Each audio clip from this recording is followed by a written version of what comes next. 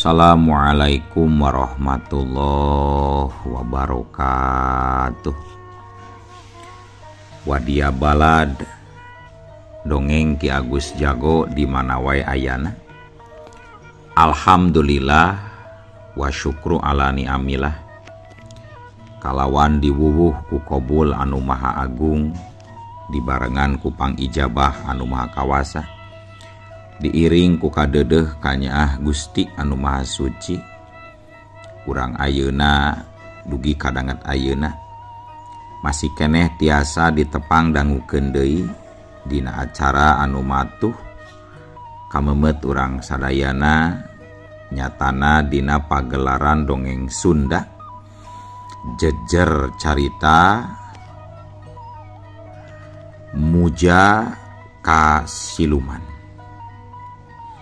Ieu dongeng mangrupikeun buah karyana Kang Ian Aditya di Palihan Rancah Ciamis.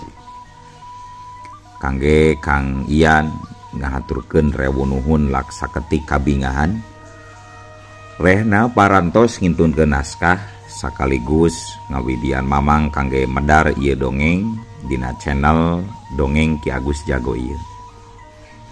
Atuh sumangga kanu teu acan subscribe kantun subscribe heula.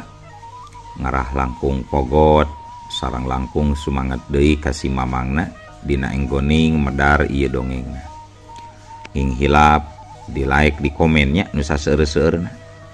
Lainna naon, mamang mas sok bingah kitunya. Upami maosan komentar-komentar ti para wargi sadayana teh. Kalintang bingahna deui upami mah link video mamang ieu dipangeserkeun atanapi dipangbagikeun gitu. Seueur lah media sosial anu tiasa diangge nge-share atanapi ngabagikeun link video mamang ieu. Atuh ngarah teu nyangkolong tingkana waktos sumangga. Ayeuna mah urang lajengkeun deui dongeng Muja ka Siluman bagian anu ka 11.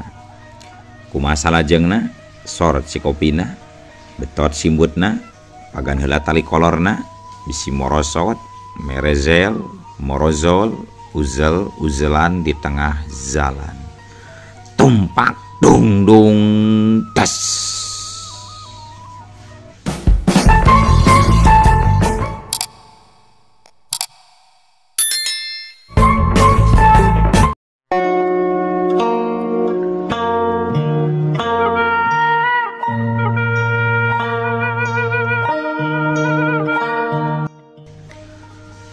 Para wargi sadayana,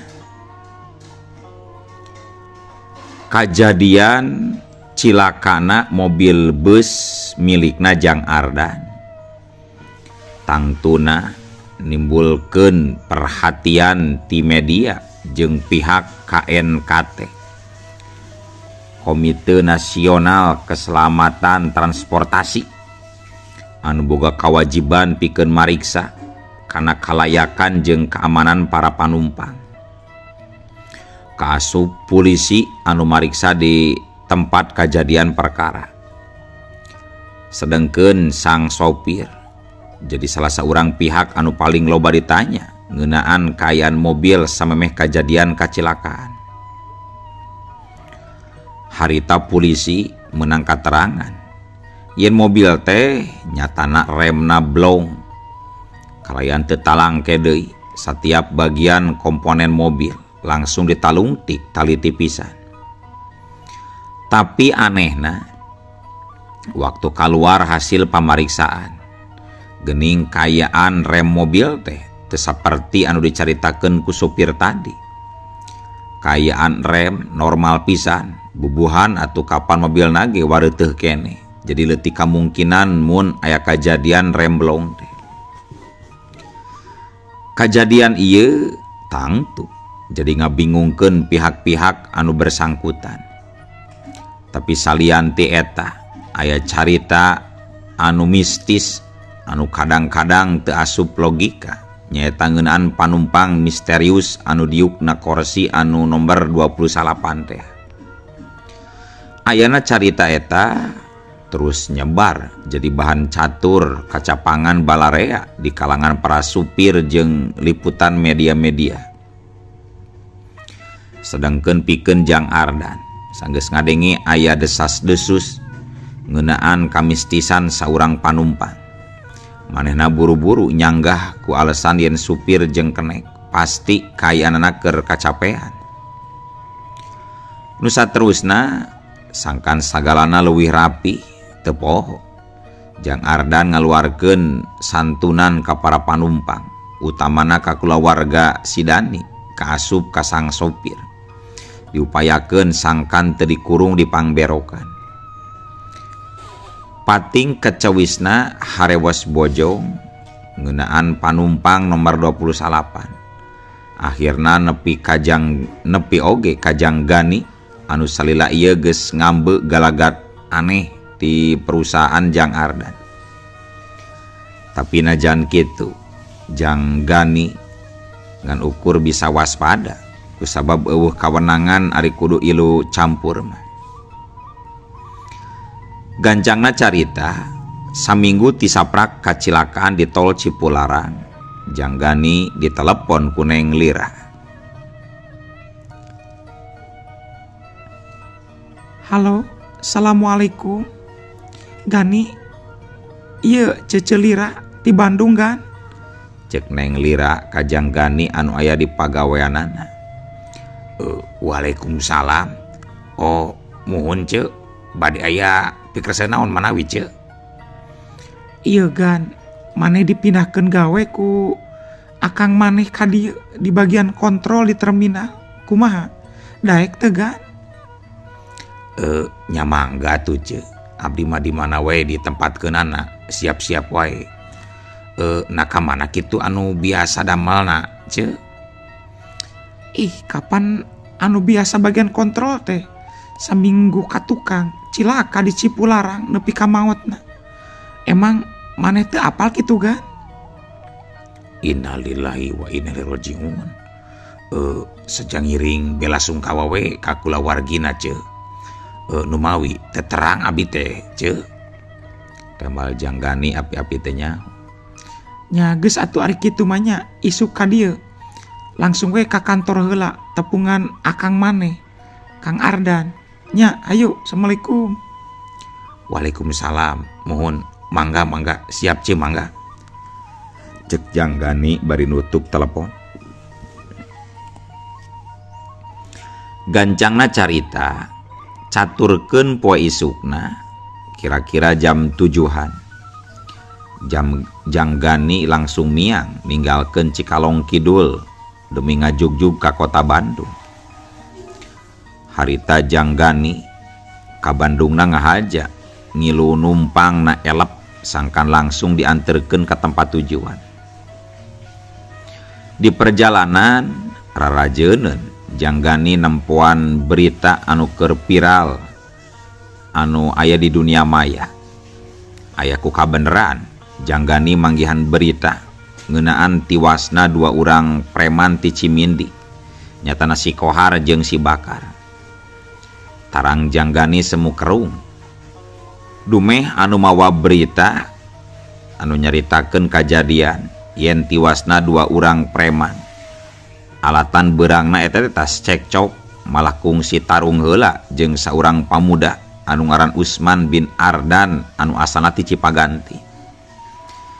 Padahal sakanyaho maneh nama di Cipaganti mah eueuh jalma nu ngaran Usman. Sedengkeun nu ngaran Ardan oge ngan ukur aya hiji nu ayeuna jadi dundungan manehanana.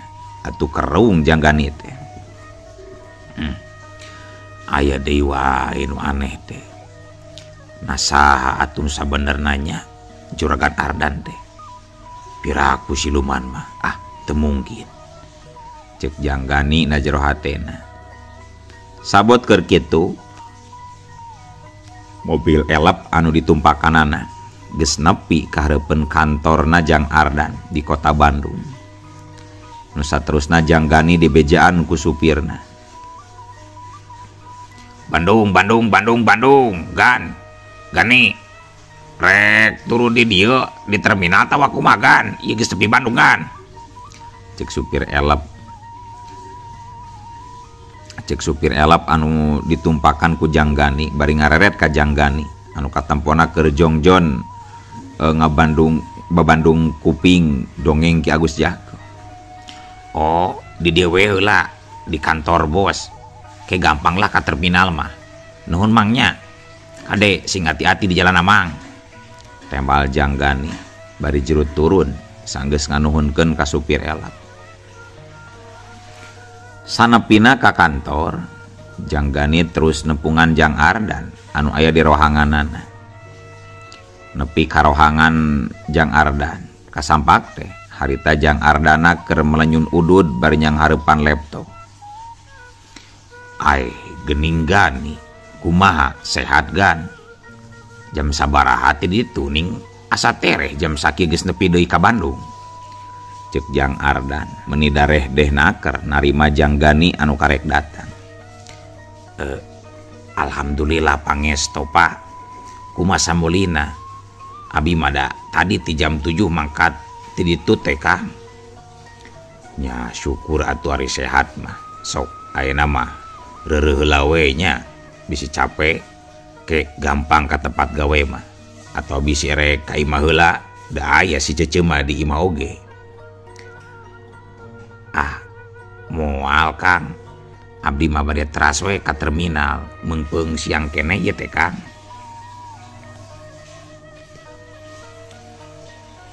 Nya terserah Gani we atuh ari kitu mah sok we da pagawean mah sarua we ieu di ditu di dieu oge bisi butuh duit atawa naon wae tinggal mentanya ka Cece maneh tah ieu pesakan heula 1 juta jeung meuli rokok lumayan. Mangga Kang, mangga atur nuhun Kang. Cek Janggani bari nampanan duit pamere ti Jang Ardan.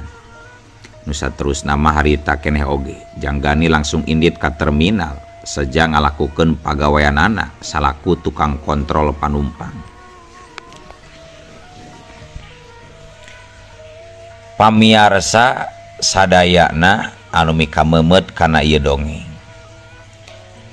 Sanggeusna Janggani ditugaskeun ku Jang Ardan salaku gaganti Cepdani nu tiwas alatan kacilakaan di Cipularang. Jang Ardan nambahan deui armada beusna. Malah unitna oge wareuteuh kabeh. Atuh kanyataan ieu tangtuna jadi bahan catur deui wae kusabab tas kacilakaan teh Bos Ardan kalah tambah beunghar. Tapi pikeun Janggani mah dianggapna biasa kusabab manehna can bisa ngabuktikeun yen Jang Ardan beungharna ladang munjung. Peuting harita jiga biasana Janggani ngontrol panumpang salah sahiji beus anu siap arek mangkat. Tapi aya ku teu disangka waktu mariksa penumpang anu aya di kursi pangtukangna sabrehan nempo aya jalma anu mirip jeung si Dani. Atuh sapada harita oge ku Janggani langsung disampeurkeun pikeun ngayakinkeun yen tetenjoana teu salah.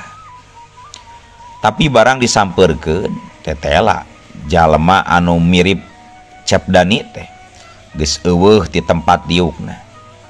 Atuh Janggani jadi leuwih panasaran. Satuluyna manehna nanyakeun ka panumpang anu diuk sagigireunana. Kang, punten. Ari jalmi nu tadi calik sagigireun akang ka mana ayeuna nya Kang? Barang ditanya kitu ku Janggani, si akang panumpang teh jika nu bingung bari luak lieu ka sisi kagigir nu saterusna ngajawab. Nah, da teu aya jalmi deui na kursi ieu mah Kang. Ari sanes abdi mah asa teu aya jalmi Kang. Sakadapan mah Janggani jadi ngahuleng bari ngucek-ngucek matana. Tapi da yakin tetenjoana can lamur. Oh nya entos satu Kang, abdi salah ningal panginten, punten nya Kang tos ngawagel. Tutup Janggani teu kepapanjangan. Sanggeus kitu mah Janggani langsung kaluar deui ti jero beus.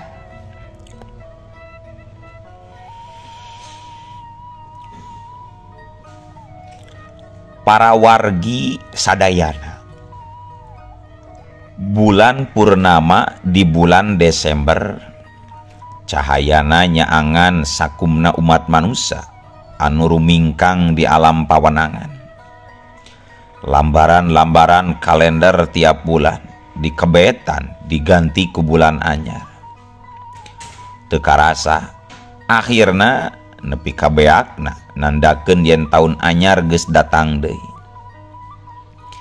Nincak kana bulan Sapar, Jang Ardan geus mimiti deui nyusun rarancang pikeun ngayakeun calon wadal anu bakal disetorkeun engke bulan hareup. Pikiranana muter keur neangan cara sangkan bulan mulud anu baris datang, sagalana lungsur langsar taya halangan harungan. Sabot keur kitu, Jang Ardan seuri sorangan bari ngagarentes na jero hatena. Ilham. Giliran ilaing ayeuna mah bakal disetorkeun ku aing ka Prabu Singkil. Kabeneran manehna menta keur panyelang. Lebok sia Ilham. Akhirna Jang Ardan mutuskeun rek nyokot juragan Ilham pikeun dijadikeun wadal. Isukna numutkeun kabiasaan, Jang Ardan sok rancage hudang isuk-isuk pikeun ngalakonan rutinitasna nyaeta lari pagi di saputaran komplek imahna.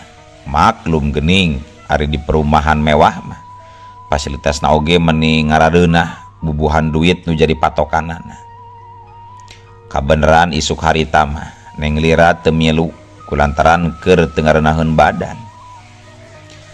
Sabot keur jongjon leumpang santai di palebah bunderan taratarani, Jang Ardan nempo saurang aki-aki anu papakeana geus sarweh jaba kalotor keur diukna trotoar jalan.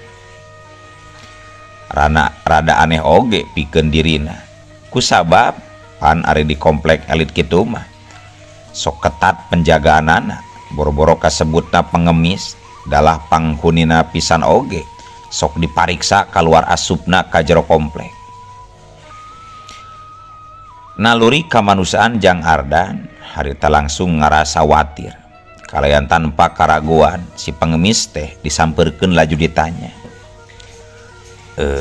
punten ki, ari aki wih ti mana atau napi bade ka mana ye teh ki?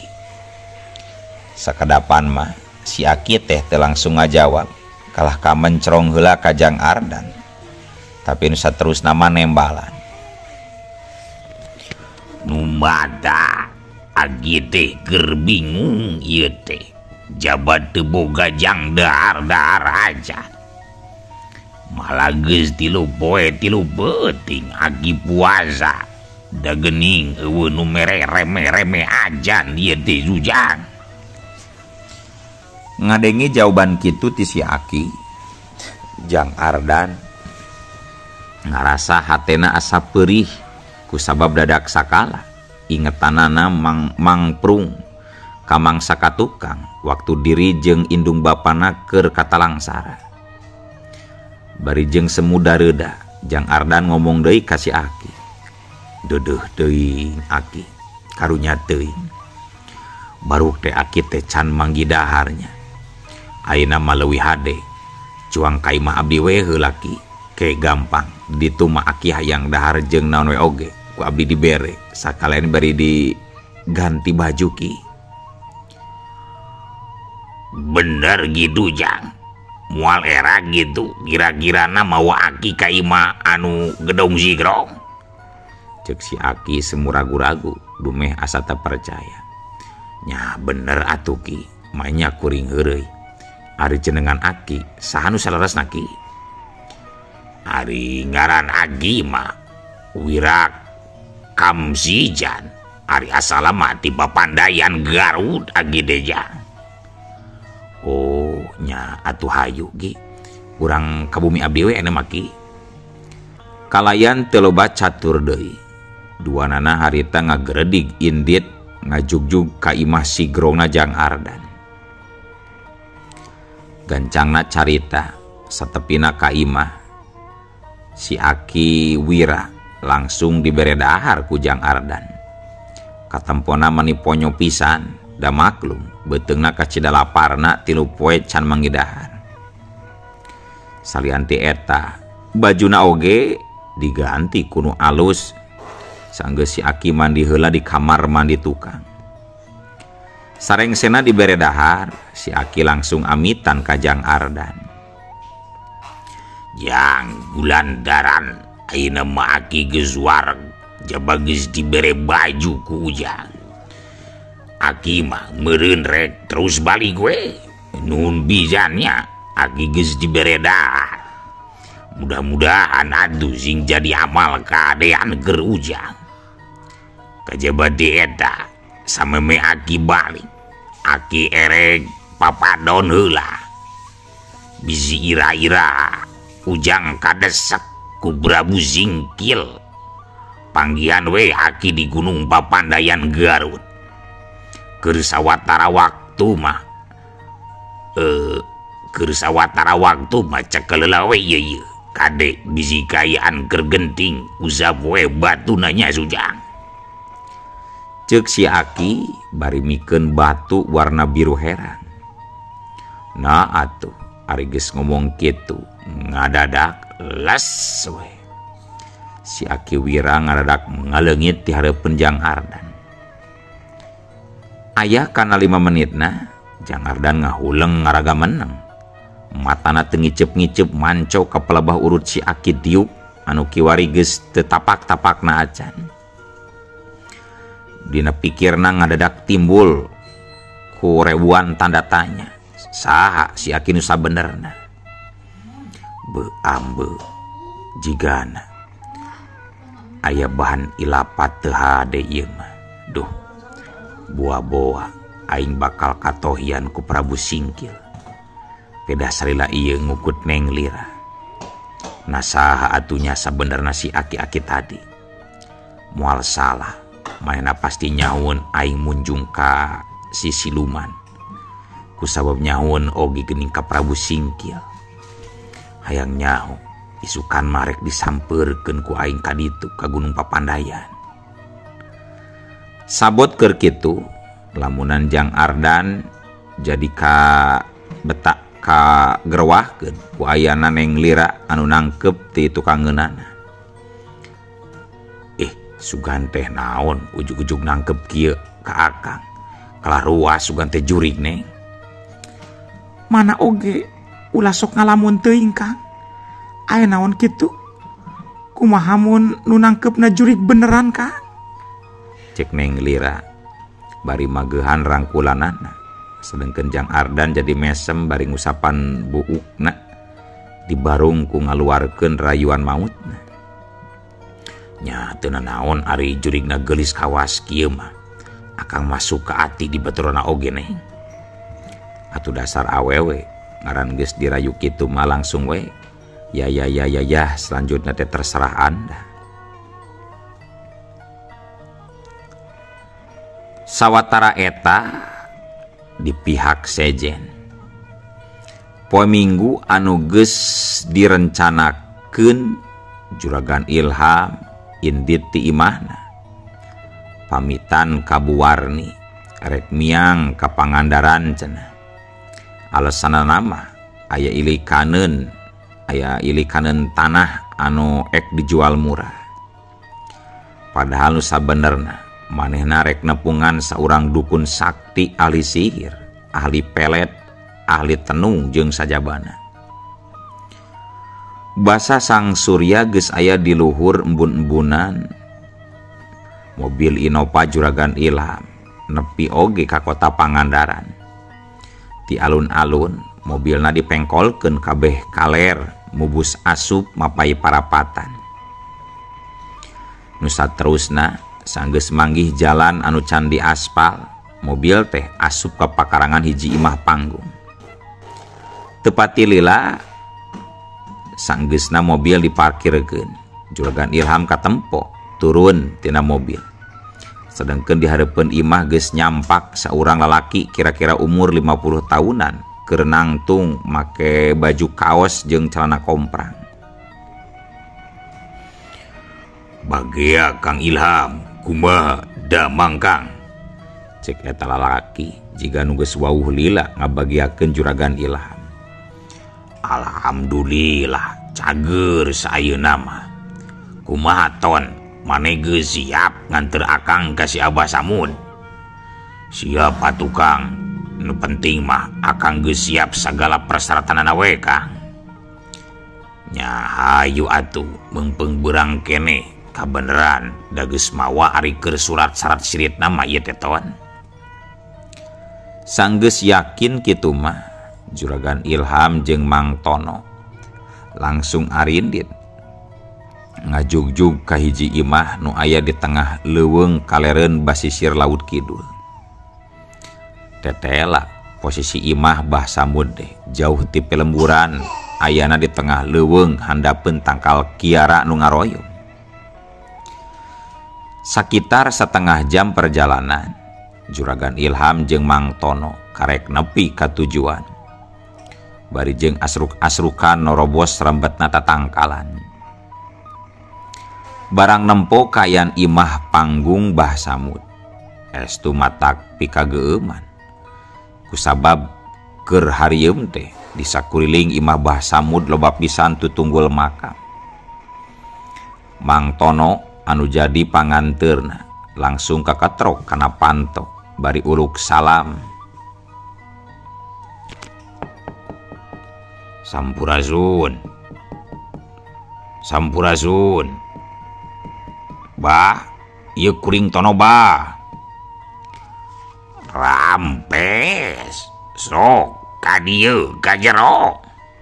Tembal pribumi ti jero imah. Sanggeus dititah ka jero mah, Mang Tono jeung Juragan Ilham langsung arasup ka tengah imah. Kasampak teh di jero geus diuk sila mendeko saurang aki-aki make baju pangsi sing sarua hideung. Sirahna make bendo. Paromanana pikasieuna naker siki matana burahay beureum sedengkeun di hareupeuna ngebul parukuyan.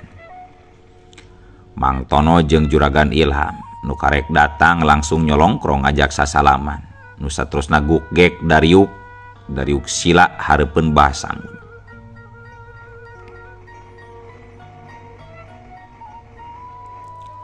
Tono, ieu meureun jalemana nya anu ku ilaing pernah dicaritakeun teh ade. Cek Bah Samud ka si Tono nanya semu serak kadengena. Nyaki ieu pisan anu katelahna Juragan Ilham teh. Sok Tukang nepangkeun nyalira tah ka si Abah Samud. Tembal si Tono bari nitah ngawanohkeun diri ka Juragan Ilham. Nepangkeun Bah, abdi Ilham ti Cipaganti ieu teh Bah. Punten sateu acana pami abdi tos ngawagel ka Abah di dieu. Henteu ari ngaganggu mah. Da geus biasa Abah mah narima tamu ti mana ti mendi oge. Ari kitu aya maksud naon datang ka dieu Juragan Ilham? Kieu Bah ari maksad mah. Abdi teh gaduh calon minantu nu kacida beungharna. Tapi nya kitu salila ieu teh abdi jeung kulawarga ngan dijangjian we wungkul yen anak kuring teh bakal dikawin. Sedengkeun kanyataanna mah mani geus aya kana 3 tauna can keneh laksana tah dikawinna teh. Ari kuring pan geus liwat ti sabar kulantaran anak mah geus hirup ngahiji di Bandung. Tah ku aya hal eta kuring teh rek meta tulung sangkan calon minantu teh santet we ongkoh me kuring bisa sapinuh nambi banda hartana cina paeh gitu Bah. Cek Juragan Ilham si Haji Korun manit disindang siloka ngomongna abong bibir tadi wengkul etah tetulangan. Sarakah aduh hari gitu hirup tejang. Sarakah hirup gitu mah. Tapi kan ku aki rek diusahakeun saguat tanaga jeung sabisa-bisa. Saha eta ngaran calon minantu teh Juragan Ilham? Ardan bin Darman ngaranna mah. Bah. Sanggeus ditembalan kitu katempo. Bah Samud meremkeun matana bari gegerendengan telilanya beunta deui bari nyarita. Kieu Juragan Ilham, ari masalah nyantet mah gampang ke ari geus beres nyangareupan nu ngabekinganana atawa anu ngajagan. Ayeuna leuwih ade jung balik heula tah ieu jimat bawah kusabab engke dina malam Zalazag Kalibur bakal aya nu datang ka imah Juragan dikeuneang. Tapi ulah sieun salagi jimat ieu aya mah tunda we handapkeun kasur engke oge bakal malikan kasih Ardan. Akibatna malah bisa manehna nu palastra gitu dah Juragan. Kutan bakal aya nu neang kuring bah, cek Juragan Ilham semu kaget. Nya gitu. Jadi Juragan Ilham teh rek dicaoskeun, rek ditumbalkeun Gusti Ardan. Kurang ajar.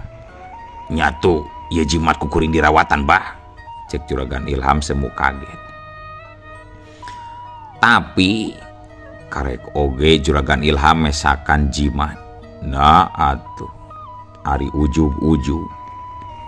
Uluh waktosna kabujeng seep wadia balad dongeng Ki Agus Jago. Keun atunya ieu dongeng teh urang cekapkeun heula we dugi ka dieu. Insyaallah enjing pageto baris dilajengkeun deui. Atuh ku kitu ku kieuna mamang sajamit mungkur amit mundur ti payuneun para wargi sadayana. Hayu ah.